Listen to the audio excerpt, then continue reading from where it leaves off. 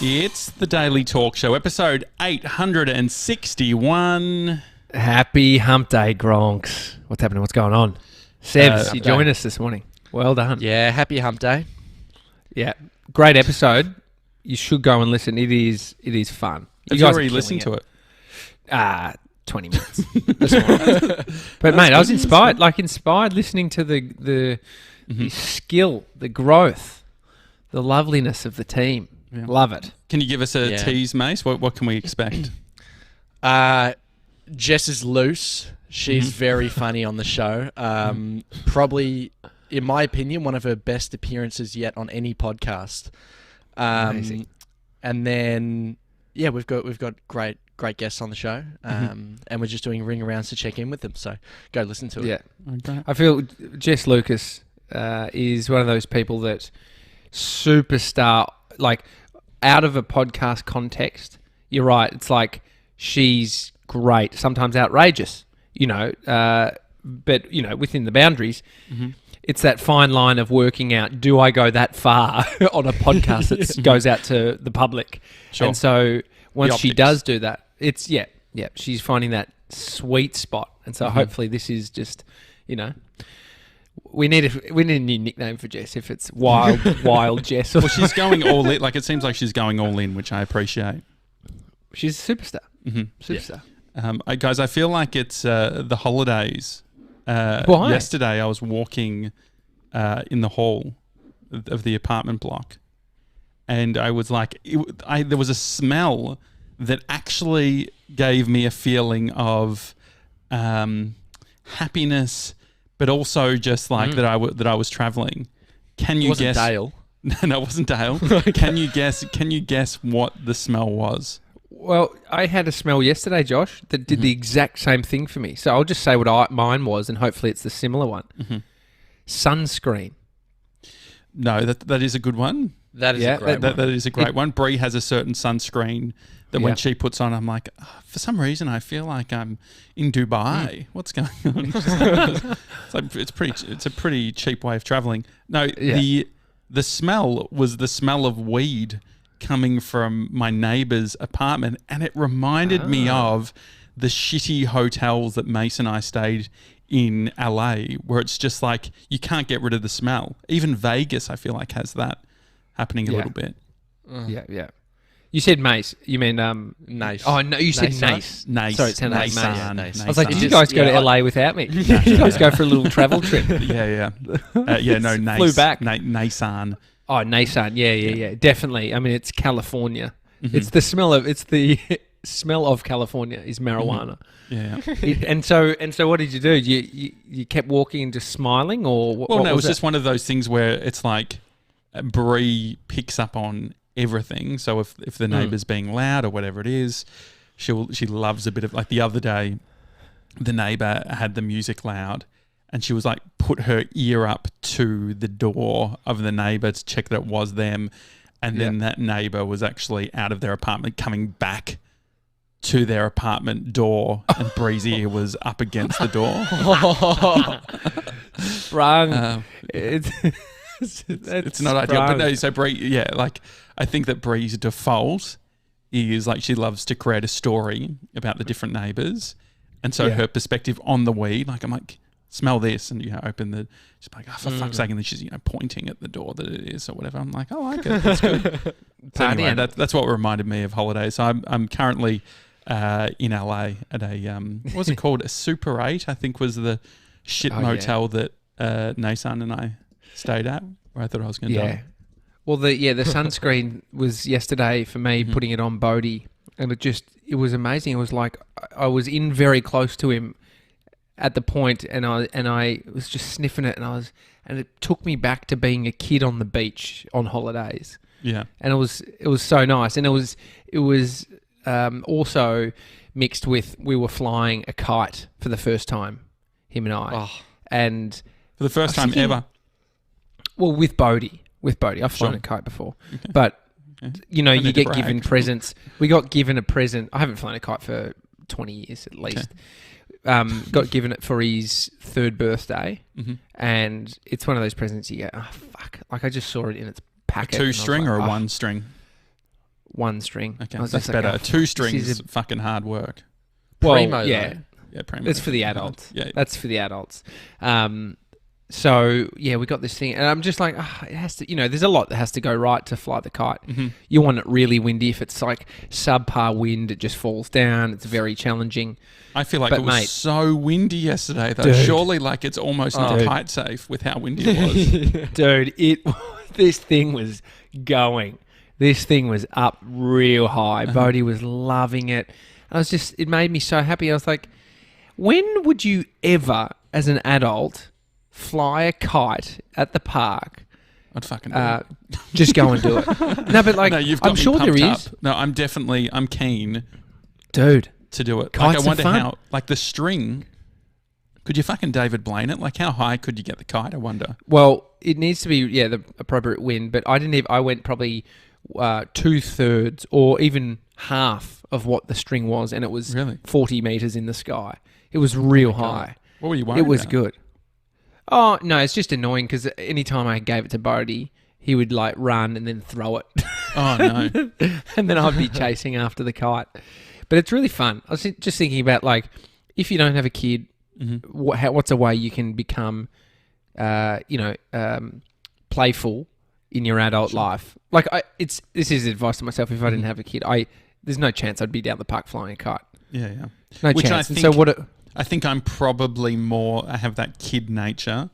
Like 97s and Grace got me a glove, like baseball gloves and a ball. And I do intend to make Bree go down to the park and we're going to throw that fucking ball. And so that seems like a very playful thing, don't you think? Yeah, it does. It does. What's another... if you were both outside of one that's been given to you, Sure. like if you were another having to be like childlike and actually go out and do it, what would it be? Oh, like buying Sevs? magic tricks and stuff, definitely. Oh, Well, I thought about frisbee. It's not really Playing with a kid thing, frisbee. No, well, if you get a real bait, like one of the ones with holes in it where anyone can throw it, and it just goes miles, like that's, I feel like that's childlike. It is. It has that same... I know what you mean outdoors. We had the same. We had that frisbee at the park yesterday as well. So if you need to borrow one, Sevs, you can borrow my Sandcastles aerobic. has got to be... Yeah, see this, Josh, you're onto it, mate. Imagine, like, cut the anxiety, cut the fucking self-concern. Like, don't worry what other people say.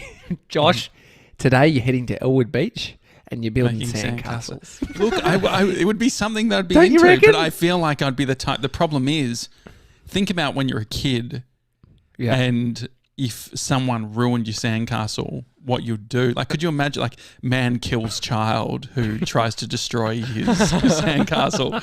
It's like... You've got to enter into it with a new energy. You've got to sort of be like, look, if someone's going to ruin this, it's all part of the game. Yeah. Don't blow up. Okay, I've got a promise. So I'm just envisioning what it'll come out as if we did a little video series where I follow Josh Janssen, who has to be a kid for the day. And so you looked after Bodhi, you're a dad for the day, and I'd love to see you be a kid for the day. So we're going to the sand pit to build castles. Yeah, nuggets. And Yeah, what else? What else is there? I mean, Mace, what did you do? So I didn't play with toys as a kid. What did you do? Well, I mean, the other thing, like a lot of pool stuff, like pool toys, like an adult getting in one of those blow-up donuts. Like I feel like It's very Instagram. that, it is very Instagram. But even just, but just like I remember, like at the public swimming pool, I don't think they would do it now, but there were just like massive rubber mats that you would all I used to get rashes really bad, like but chest caught rash. under them. But what about caught under them? They were Like full I on. got caught. Oh Yeah, my I got God. caught under one. Harold Holt pool, caught under Oh it. no! And I was just Unfortunate. fucking... I mean, Harold Holt died. That's how Harold died. Like he was fucking on a mat, Drowned. and fucking And I got caught under one. And I just remember, gasping as I came up, just scared, so scared. Oh. But that's another one. Climbing trees, JJ. Like, there's a little bit of element of risk involved. the swings, the play set, like just drawing in the park. Oh, here we go, like drawing on the ground. Everything I wanted to do with Bodhi in this lockdown. How about I just start doing that with you? Yeah. I mean, the problem with chalk is just the... I mean, lockdown is a nightmare, isn't it? No, I don't get asthma, but imagine the pandemic. Think about how dry everyone's hands are going to... So you're using hand sanitizer, soap, and then you're going outside and playing with chalk. Like you're going to have some serious eczema going on, wouldn't you? Yeah. Oh, jumping in the puddles. So kids do that, like jumping in muddy puddles. I mean, you'll smile. That's what I think what will happen. Yesterday I was just smiling flying that kite, and Bodhi's running off playing with the frisbee, and I'm just there. I'll post it today on the Daily Talk Show's Instagram, the only Instagram I really have access to. I'll post it on there, but it is a happy sight. But maybe try and be more childlike. Yeah, I mean, one of the things, Grace and I got a clay set that we're going to be using this weekend. And so it's just like, I mean, clay, like different, like doing claymation, or is it all just a single clay? No, it's just like brown clay, just normal clay, but it's like, that Play-Doh vibe of just like, you're making something, it comes with all the tools. So is it going to be like fun. The scene from, what is it called? Is it where you Ghost? both just hold Ghost? Is it Ghost? Is that what it is? What is that movie? You know the one I'm talking about? Yeah, Ghost. Yeah. Ghost, Behind and yeah. So I'm guessing you don't have a kiln and all the no, we don't have a kiln, but we have one of those spinny things. You put it on. Yeah, we have one. Yeah. Why? Yeah. I have no idea. Where is it? It's mum and dad. It's in the garage. It's mum and dad's. It's probably like 10, 15 years old. Really? That's great. Yeah. So we can use that, which will be fun. See, this is awesome. So, Josh, you said you didn't play with toys. What were you doing other than sort of building automated or like Tesla vehicles? No. I mean, I wasn't that like mathematical or smart. Like I wasn't doing like electronics or anything either. Like for me, it was the I've told this story before, but microphones. I was obsessed with microphones, and Big W had a $20 microphone, but it was really shit, and it was only a 1.2 meter cable mic length, and so I would have to pull at it to like move it far enough away from my speaker so it didn't get feedback. Yeah, and so every few weeks I would fuck it, and I would have to tape the bottom of the microphone because otherwise it would sort of go in and out. But so I went through a lot of microphones. Well, see, I mean, the difference is Josh, you see me ever riding a bike or a skateboard, and you're like, he's not that bad at that. That is a result of me spending probably a good 8 hours a day at the skate park for like every fucking weekend or hours at night for years. I didn't get paid for doing the shit that I didn't get paid for skateboarding. You now just get paid for working on microphones back when you were 4 and 5. So it's paid off for you, mate. It's a good investment. But maybe the adult years for you is your child years. The childhood. Maybe it's just being a bit consistent, right? Like I don't know if I'm not. What's it called? What do they say Michael Jackson was? Fucking Peter Pan? Were you going to say child... What were you about child to say? Sex offender. No. Pedophile. I was going to say child star. Probably should have finished that one. No, he was a fucking Peter Pan, right? Which is like, never grow up. I don't think that I'm the Peter Pan guy. Definitely not. But anyway, moving on. iOS 14. Have you downloaded iOS 14, TJ? No, I'll do it today. Oh my gosh. So the only reason I got, I have to just put in my card again to Apple, so I can back it all up again before I. So you have to get the card out of the wallet. Yeah, that's exactly what I have. That's it. I just need the CSV on the back, whatever it is, and then I'm good. And then I'll back up the phone and then do the update. That. I just don't want to do the update before the backup because you know my luck. Yeah. My whole Apple account will be taken. Oh, definitely. Well, I've noticed something with iOS 14, and Mace, you were using the beta, so I'm curious to see whether you got this. So there's this new function where there's a little orange dot or a green dot on the top right of the iPhone. Sebs, are you across this? Yeah, I'm across this. Can you explain what it does? Well, so I mean, it's part of their little move towards making, the phones a bit more private and increasing the transparency between things. And so I believe orange means it's been recently active, and so an app has recently used your camera or your microphone, I think. So orange is microphone, green and then is green's camera. Yeah.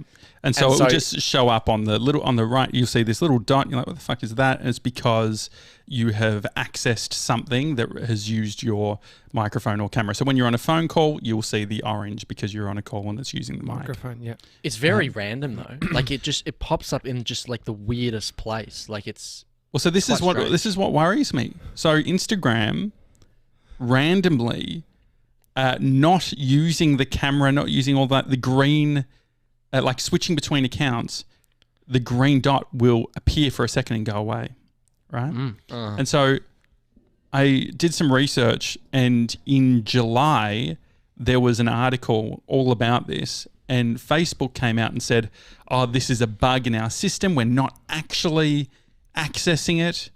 But this is the thing. They are accessing it. They actually are accessing it. So the thing is, it's not like it's a bug where the green dot is a bug.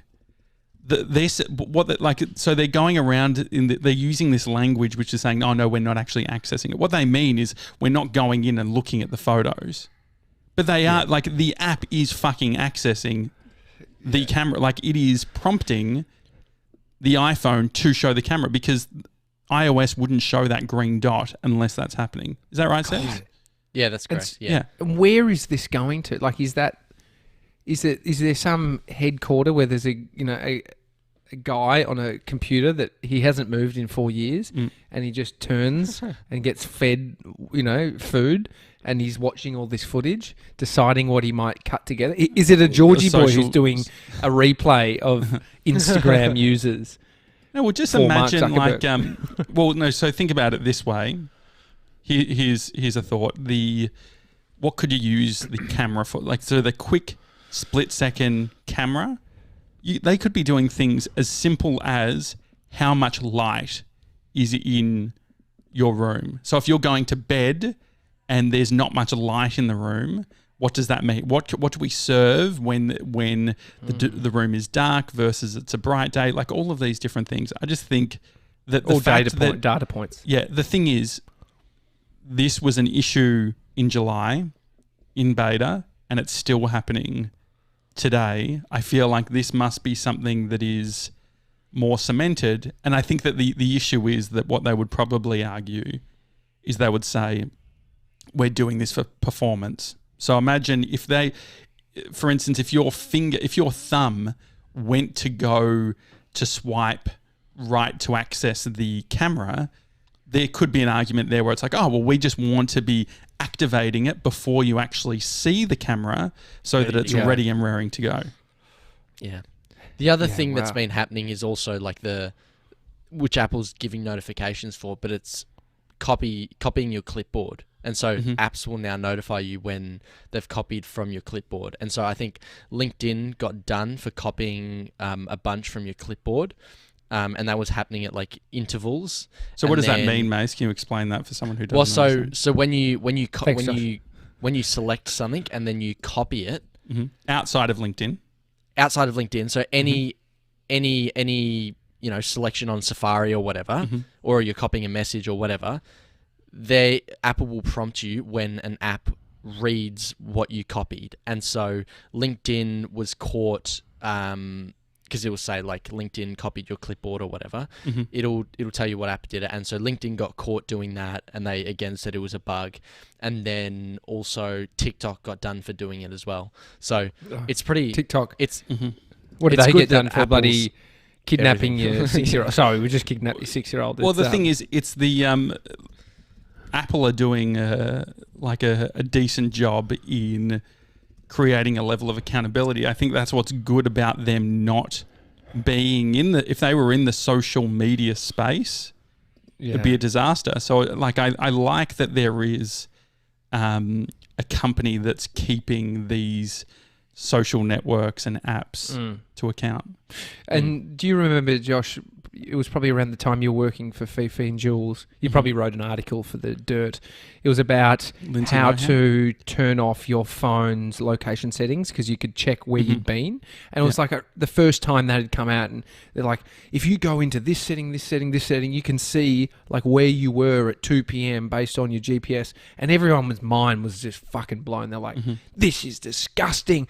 And then it kind of that's disappeared. I mean, that's still happening, right?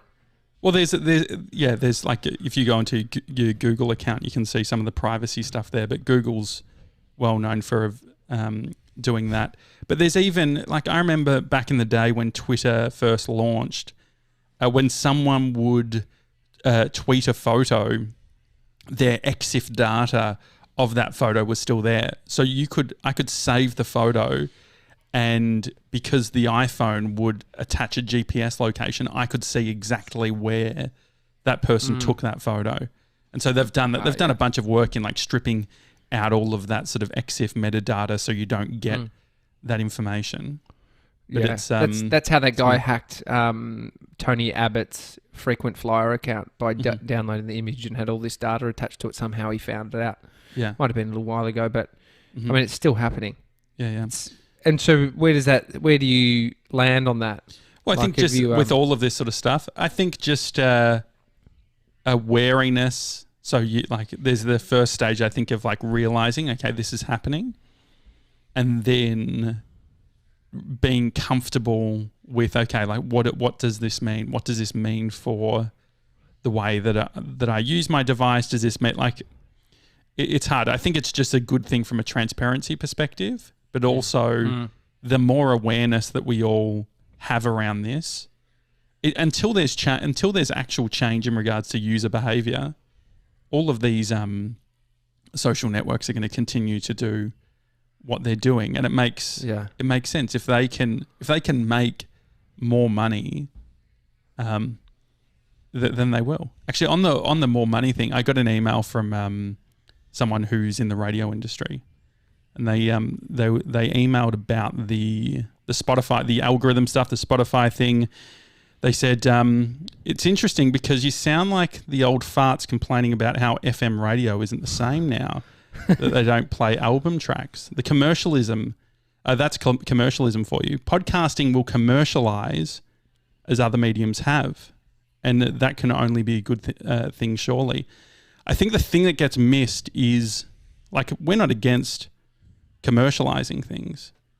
It's about monopolies. It's about duopolies. Like, I think that's the bit that gets missed is as if we think everything should be some sort of hobby, right? Do you get that sense? Like, I think that I see what you mean. So the commercialization which led to monopolies, like in the radio industry. I mean, is that even an industry you could look to as a comparison? Well, so what you can look at is you could say, so that argument sort of says, okay, well, these things are happening.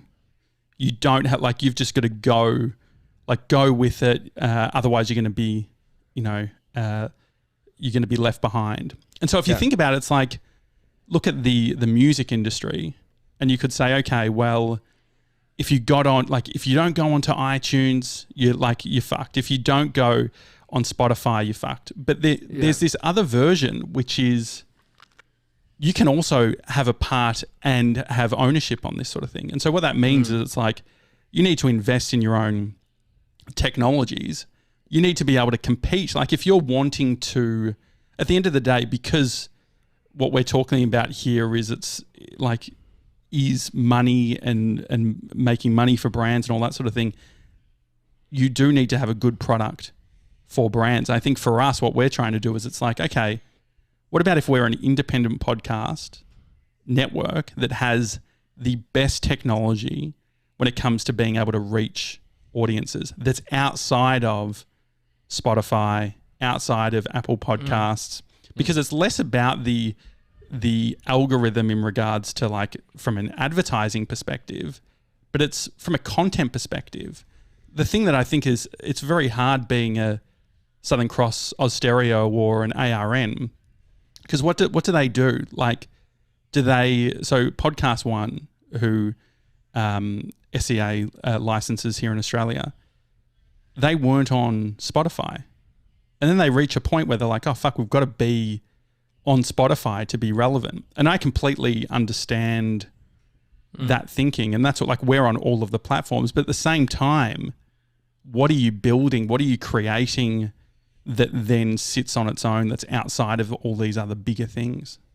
And I mean, probably podcasting is an interesting one because radio didn't start as something that was, that anybody could do. It's always been something that you had to have a license for. So podcasting's been this thing anybody could start, but then the monopolies are starting to appear, which will mean there's a lot more picking going on. Spotify choose you to be the superstar. So then it comes down to it actually is more about consumer habits than anything. So it's like whether we call it podcasting or what we do, it's not too fucking dissimilar what we're doing to talkback radio or whatever it is. But I think that the important part of it is protecting the actual medium. Like, I think that people will say, like, the medium doesn't matter. Like, it's all about content, focus on content. But the consideration is that the platform and the medium will dictate the way that the listener consumes that content. And so when you can change the context in which the audience listens to the content, you are reshaping the content. And so you can't say that I'm just going to put something out into the world and not focus on, necessarily the medium, focus on doing, good storytelling, all of these types of things. When at the audience end, it will be shifting. There's a big difference between doing a 5-minute piece that then go like a 5-minute segment that then goes to music than there is doing a 35-40 minute uninterrupted piece. So I think that the thought around don't worry about the medium, everyone just worry about the content is not too dissimilar to what's happening with Facebook, with Instagram. This is what we've been told for a long time. We get told, focus on the content, do good content. But then all of a sudden we're like, hang on, I'm putting out all of this good content. I think that this is what people want, but it's not reaching people. Fuck, what do we do? Okay, I'll put out a meme. So a meme, like, it doesn't have any sort of brand value to it, but it's the lowest common denominator stuff. It's the stuff that everyone can relate to, just even on a very superficial level. And you put that out there, and that's like, it got, like, we're getting a response now. We're getting all this reaction. We're getting feedback. We're getting comments. We're getting likes. Fuck. Do you know what? Like, fuck doing the piece that took you 2 hours. Why spend 2 hours doing a piece of content when we can just spend 2 minutes photoshopping up some photo someone else took with a meme? And so this is the consideration where it's like, I understand the appeal of focus on content and also the criticism or the feedback. Like, I've heard this across the board when I speak to industry people about this who are especially in those bigger businesses. The biggest thing that I always hear is it's like, oh, Josh, but like, this is like the commercial game, right? This is like the commercial thing that we're playing. And I think that what people underestimate is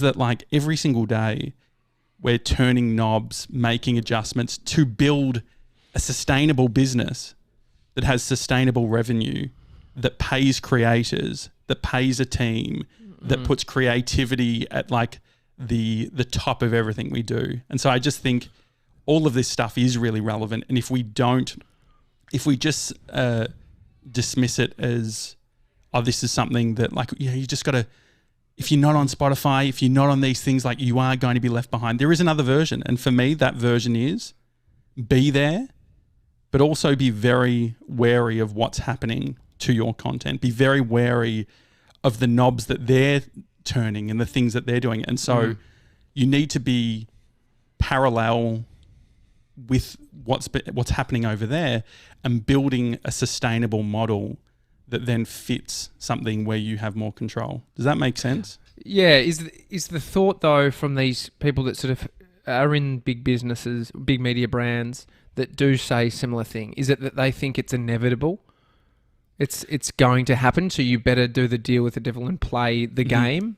So play the algorithm game. And so the reason, yes, and so you can be playing a finite game and an infinite game at the same time. You can have your infinite game and then realize that we need to play these finite games, whether it's charts or social channels, to be able to build all of that stuff.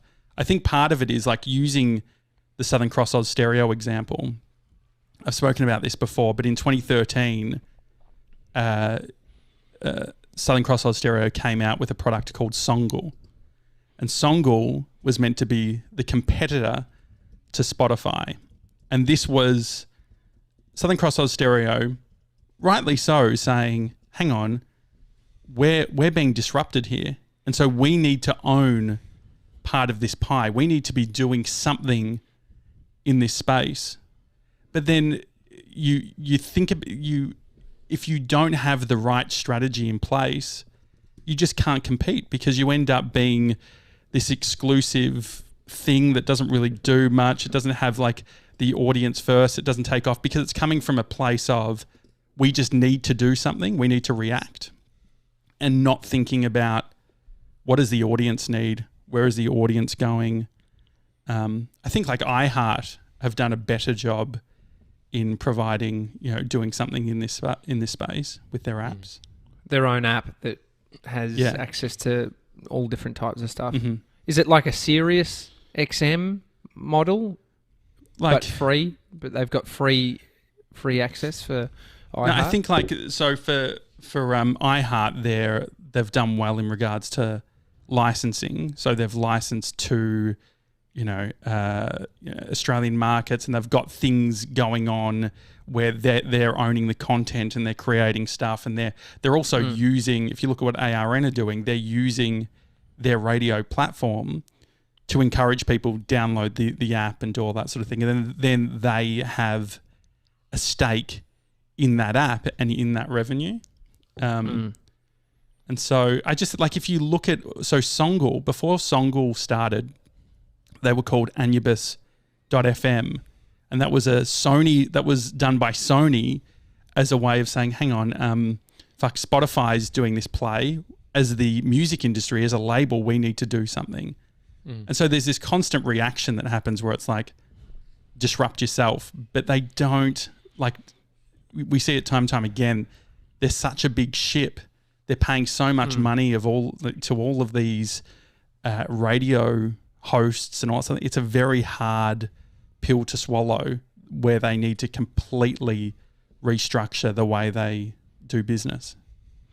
Yeah. I mean, you could say that it's always going to be the case that there is someone or some media brand or platform at the top owning a majority. Like, all the best minds are there to work out how to do that exact thing. Well, you don't have to be Spotify. You don't, like, the thing is that it's not be on Spotify or create your own Spotify. We can create, like, we've done the forecasting. We know that we can create a really good, sustainable business that pays creators, that does all of those sorts of things based on a model where it's like you're owning the content. You're even owning the advertising channels too. You are, and so I think that there's a consideration there where gets lost around podcasting, where because podcasting started as this small thing, it feels similar to, say, the blogging industry, right? When blogs are happening, and then you're seeing, your buzz feeds come up and all that sort of thing. You see bloggers, just a few individuals or whatever behind their computer getting pissed off that, like, this is like not what blogging is. Blogging's changed. And I think that, to the point of this email, that you could lump what I'm saying and simplify it to a level where it's like, this is a hobbyist or someone who is romanticized with the medium. Don't focus on the medium. Like, who gives a fuck? Like, and I get it. If you're someone who, it's like people's obsession with radio.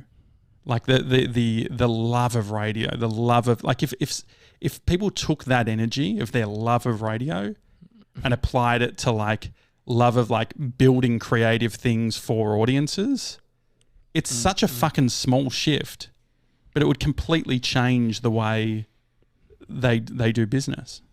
Yeah. Yeah, it opened a lot of doors. What do you think, Mace?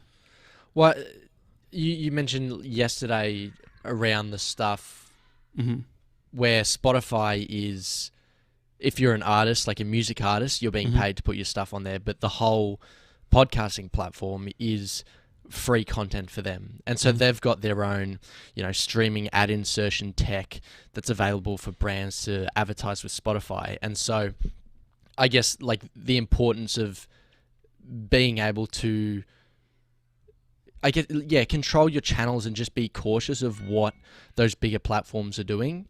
And I think there's a bunch of tech coming out. So there's like a new sort of directory for podcasts that's steps away from what Apple's doing, because a lot of the podcast apps are based on Apple's podcast directory. And so I think... And so what that means, TJ, is it's like, imagine Apple was when podcasting started, Adam Curry talks about this, who's sort of seen as the founder of podcasting. He was he was on Joe Rogan recently. I think it was episode 2 in his new studio. But they call him the godfather of podcasting. Exactly. And I said, I thought Charlie was the godfather. And so the index, that whole so an index is just like a list of every single podcast that's out there, right? They did a deal with Steve Jobs where they're like, Apple can have that, right? And so Apple became the index. And what that means, what does it mean to be an index? It means if you're using an app like Pocket Casts, or if you're using these other aggregates or aggregators, they would use Apple as a way of being like, what podcasts are out there? And so all of a sudden, this medium that could be open feeds through one central location. And it's just like, it's at Apple's whim that, removing stuff and all that. And so, I think there's... And so there's a new index, is what you were saying. So there's a new open index that's, it's meant to be sort of that decentralized, away from one organization sort of thing.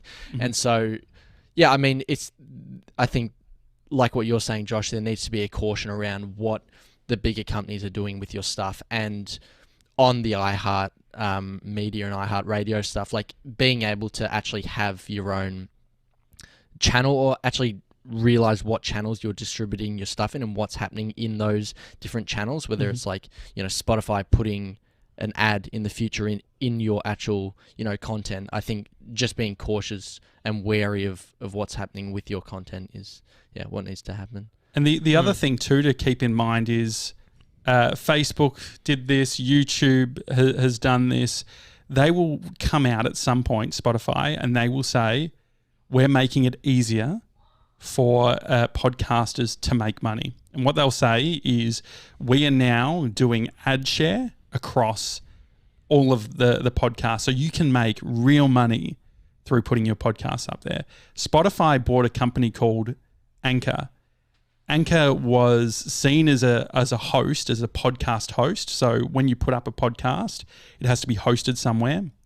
And the thing that Anchor did really well was they made it this app. It's like this social network. It's really easy to do voice calls, like leave voice messages for the podcasters. They provided all these features.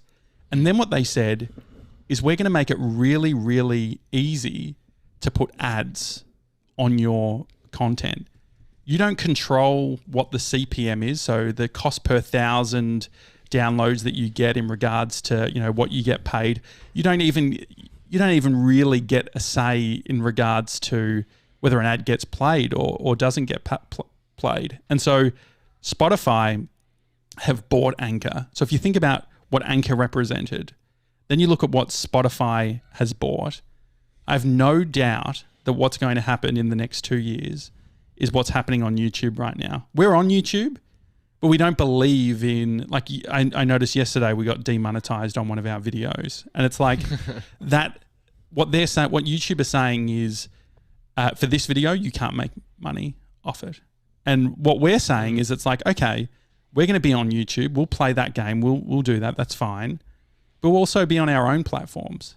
And not only will we be on our own platforms, but we'll control the advertising.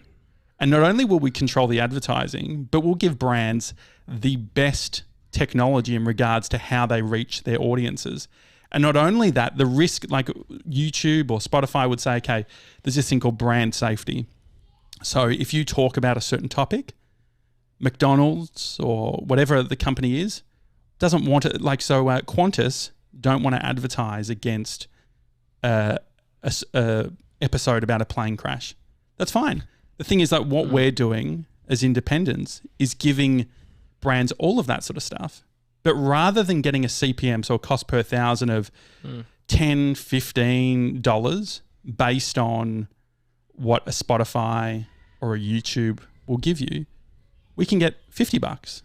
And so this is the whole thing where I think the reason why I bring all of this up is because, not because I'm like gloating that I think that we're doing the right strategy, but because there are so many people who are getting started today, and they should just be wary of what the machine is that they're playing into. And it's not be a hobbyist, don't care about money, or join these things blindly. There's this other hybrid, which is understand the context of the industry and then create a great sustainable business that can't just be, shifted or changed depending on the monopoly or duopoly that we're dealing with.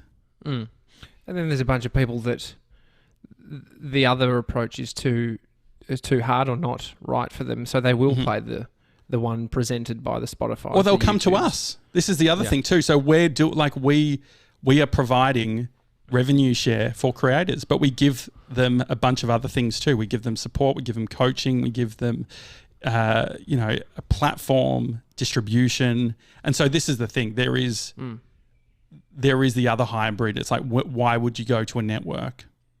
And so if you are thinking about going to an iHeart or an Acast or a Podcast One or a big media company, whatever it is, you need to ask the same questions, which is like, what are they giving? What's the transaction that's happening? The transaction that happens with what we do is we take a percentage of revenue. We look after everything. We look after sales, which is very common. There's nothing revolutionary about that. But then we'll have conversation, like we have content meetings every single week. You're working with, like, think about with Tully and how much you're working and developing and doing all that sort of thing. And so that's the exciting thing for me, is bringing that model with, everything else. But I just wanted to clarify, because I think you could easily think that we're just some hobbyists who are a bit blind to what's happening. Yeah. Yeah, there's multiple approaches. I like it. And then that hasn't even brought into account the censorship stuff that we were speaking to yesterday about Joe Rogan, which then, so you could go down that rabbit hole of reasons why these big companies are damaging for creators and sharing information on either side. So, what else is there anything outside of the medium of podcasting that has been unaffected by these big companies in I think past? Everything has. So there's a whole, we spoke, I think it was yesterday about email. Yeah. There are a bunch of petitions, but also working groups that are working against what Google are doing when it comes to how they sort your inbox. And so what Google has done is Google have created algorithms for your inbox. And so if you go into your inbox, if you're in Gmail, you'll see, what's the tabs, Mace? There's a marketing tab. There's I've got it turned off.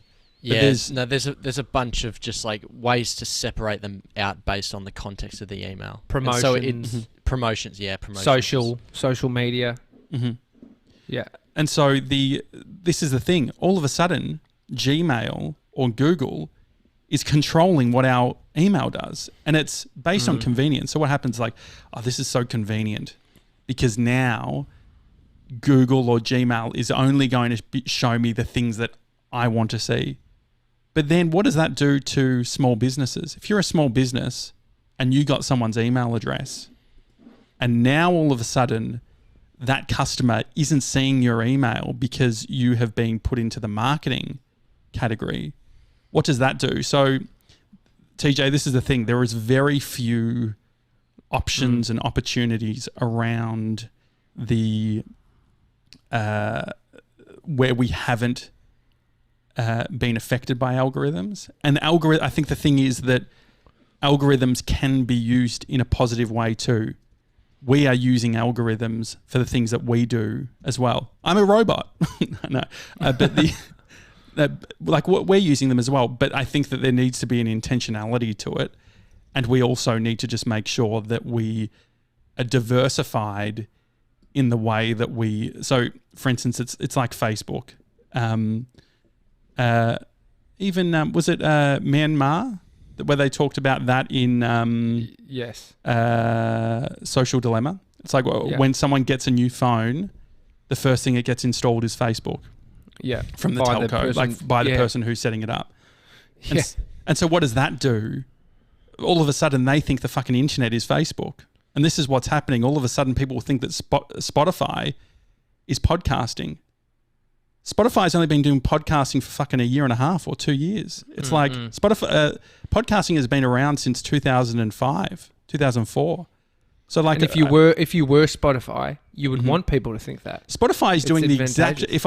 Spotify is doing the exact thing that Spotify should be doing for its shareholders. Spotify is doing exactly what Apple was unable to do based on Apple being a big company and not needing to do it. But do you know who else is playing in the podcast game now? Amazon. And then if you look at what Amazon, didn't they recently? Yeah, if you look at what Amazon, like you want to look at the terms and conditions of what Amazon says in regards to podcasts. What were they saying, Mace? So you can't badmouth any Amazon their home brand Amazon products in your podcast if you want it listed on there. They've just got outrageous things dictating a bunch of ads and content that you put out on their platform. But look, I mean, the outrageous I would be a dirty little little boy and do a exclusive show for them reviewing every product at Whole Foods. I'll do that. That would be a show that I would do. Yeah, non-perishable because it would have pro Amazon show. Where's my blind spot with this stuff? Do you think though? Like what's the? I think it's everyone. It's inevitable. You're pushing against something that is. You're playing an algorithm at all of these different levels. So which one are you up for? So it's not pushing, right? So I think that this is the clear thing. This is the distinction. This is the bit that will be the difference between me being absolutely crazy and stupid and us being successful. It's not a push. It's recognizing. It's looking all around, making strategic decisions based on all of those types of things. Everyone wants it to be an all or nothing. It's either like you're for Spotify and you're on Spotify. You can be on Spotify and being like, you know what, Spotify for us is the version of a billboard. So fucking 10 years ago, you had to pay for eyeballs. And so there is a sense that Spotify at the moment is giving eyeballs that we can, or ears, that we can then convert to our own fucking brand. And that's why having a brand, having something that's connecting with audiences, so something that's actually that if we were to go would be missed, that's what you need to do, right? You need brand equity. This is why Joe Rogan gets over $100 million. It's because he's got brand equity. And so it isn't about yes, you're right. To a lot of extent, it isn't about the medium, but it is about brand. And within brand, it's how are you using the medium? We've had just because you're good at TikTok, you might be really great at TikTok. You might be, you know where this is going, Mace. You might be really good at TikTok. You might be really good at creating fucking 6-second videos on Vine or whatever it is. doesn't mean you can talk for 45 minutes. And so this is the great thing, is like fucking TikTokers coming out with podcasts, and they're the most boring thing that you've ever seen. And so anyway, I've had a coffee. Can you tell? I finished it before I walk and coffee. I'm fired up. That's great. Does that explain everything? The reason I bring it up is because also I don't want to be misconstrued or these things to be overly simplified. And I recognize that when I do a 5-minute conversation, we don't connect enough of the dots to paint a picture that actually makes any sense for anyone that doesn't have context. I mean, but there's a high chance of continuing to be misunderstood when you're talking about stuff that you're believing in it, and you are doing all the dot connecting, which is giving you a context, and then there's something else there that you're having to think is the way it is, which people will always think there's a blind spot there if they haven't done that work, and it's not your job to get other people to do the work. And everyone's got blind spots, and everyone's got different versions of. Someone on our studio tour, I was looking at the comments. They said, "Someone said, how can they do it?" Yeah, no, this is another one. I was just like, I wonder what people are saying. They're like, fucking. Someone's like, someone had written back to a criticism of like, these guys only have 10K or whatever. Like, what's the deal? And someone's like, parents' money or whatever. It's just like, you can see the blind spots, right? You can see the story that for us thinking about a year ago and the struggles we had and what we had to do to try and make it work. So that makes me proud. But the other thing what it does is it's like, I feel bad for the person who that is the story that they've told. Because if you really believe that our parents are footing the bill for this fucking dumb thing that we're doing, you're poorly mistaken. And so I think that... Look, we're speaking for ourselves here, not Mason. Yeah. That's a different story. Mason's... That kid Mason is totally bankrolled. Doesn't we're thank you to Mason's parents. For the putting a roof over his head, keeping Yeah. him healthy. Not many sick days so far. It's been great. It has been great. So quickly, I mentioned at the front, Jasna on YouTube. She sent us an email. Yeah. What was the actual contents of the email? Oh, was it about the...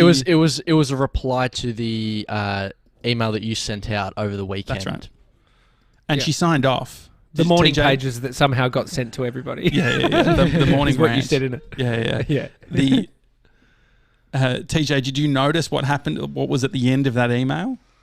No, I did see the email from her, but I mustn't have read it was not much in there. Mm-hmm. What did it say at the bottom? Did I miss the bottom bit? Yeah, she said she signed off and she said, thanks or whatever. Yaz. Yeah. And Yaz. we've been saying Jasna. I think it's Jasna. I think it's Jasna. I said the exact same thing to Grace. You put a J at the start, you're going to convince people it's Jasna. Because Well, I have a friend called Jasna, spelt exactly the same. It's a nickname. Are you slamming Jasna, saying that she is in fact Jasna, not a Yasna? So why is her name written Jasna and she signed off Yaz, which is a nickname? Yaz is a nickname, and she's just said it in the comments. Yaz is my nickname. So if Yaz is a nickname, if Jasna was her name, wouldn't her nickname be Jazz? Yes, but then it's like Amos. Amos. How do you get to Amos from Amy? Amos, yeah. And then Mossy. I call her Mossy. So how do you get to Mossy? Well, that's just ridiculous at that point. Yeah, but nicknames are ridiculous. Mr. 97. So Jasna, is it Yasna or Jasna? We just need clarification. Let us know. And spell Jasna with a Y just for it. If it is, just so we can be clear. Anyway, so that was something that had been on my mind as well. Okay, it's sorted. Her name's Jasna. Jasna. Pronounced Jasna. J is pronounced Y. I'm Serbian. She's Serbian, yeah. There we go. Jasna. So you okay, TJ? Yeah. I mean, thanks for emailing Jasna. Thanks for emailing. Yeah, I'll call you Jasna because I mean, people that do come to this country that make their names easier. Yeah, sure. It makes a lot of sense. If you're going to come to our country, you go on. What are you saying? No, but it is interesting when you choose to go You just easier deal with name that Well, is the Dan same. Illich I like talked about it. Jasna. I Dan- know it. Yeah. I know a Jasna as well. But do you think And that so- maybe Yaz Yazzie. has We used to never- call her Yazzie. That was But- great. But maybe Yaz has never actually, like what you're implying there is like, just to make life easy, she said that her name's Jasna to us, but we've just always called her, we've never it's a heard her say her pronounced- name. It's a, Yeah. So J is Y in Serbian. Yeah. So then that is, the translation is Jasna, which makes sense to then just replace it because everyone's going to get fucking... Jasna. Because her Jasna. name's not Jasna. It's Jasna, but it's... It is Jasna. It is Huh? Jasna. But then it's J... Yeah, the conversion's the fucking bit that's tricking us all, isn't it? It is. Yeah. So which one... Are you okay with Jasna, with a J? I think we Or just do say you- Jasna. I think we just Just use say her Yaz, actual surely. name. Surely. I mean, What it's about Yaz? a pretty Let's go next level Yaz. move to be like, no, your name's this, but I will be calling you this. Yeah. Like that sounds like fucking 1995 at the pub, doesn't it? It's fucking. I'm Jasna What's your to name? you guys. Too hard. I'm calling you John. Oh, she's thrown a spanner in the works. She's now changed the S to a Z. I'm Jasna to you guys. Oh, Jasna. Oh, because the way that we Oh no. because we do is Jasna. Jasna. Okay. Jasna. Anyway, Yeah. There you go. all right. Thanks everyone.